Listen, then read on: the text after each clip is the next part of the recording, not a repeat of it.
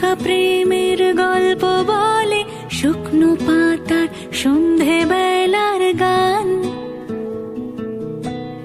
কোন হরিণের দুষ্ট ছায়ায় খেলনা দোকান ডাকছে রে আয়, ভুল করেছি আর যাব না মিথ্যে মায়ায়, চমকাবো না।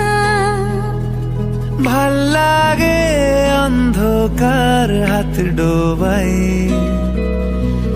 এক নতুন গন্ধ তার পাচ্ছি তাই।